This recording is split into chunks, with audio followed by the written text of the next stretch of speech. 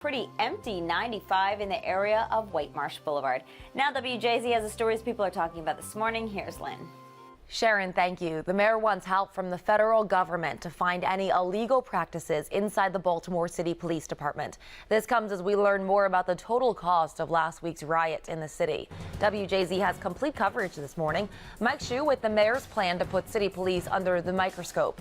And Christy Aletto reporting on new plans to rebuild badly damaged businesses.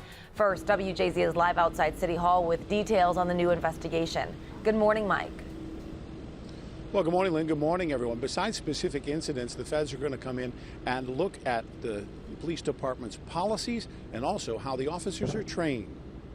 As of this morning, I am pleased to report that all National Guard, state police, and other police personnel and all the assets that we brought in have now been removed from the city.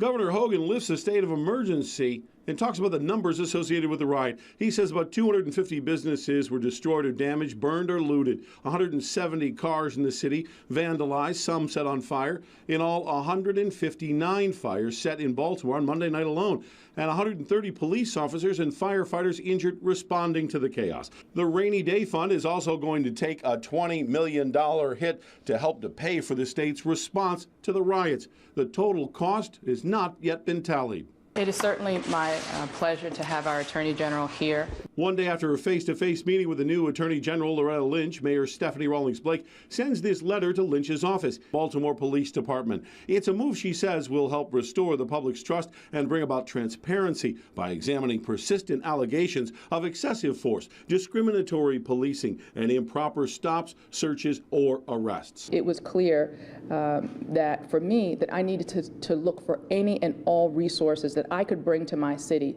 to make sure that we get this right. The mayor also says that she's going to have all of the police in body cameras by the end of the year. I'm Mike Hsu, WJZ Eyewitness News, reporting live at City Hall. Lynn, back to you. Mike, thank you. Meanwhile, there are new signs of hope in West Baltimore. The CVS that was looted and burned by vandals announces it will rebuild. Complete coverage continues. Christy Aletto spoke with residents about efforts to help the hardest hit communities. Good morning. It's been 9 days since the riots left many without convenient access to necessities.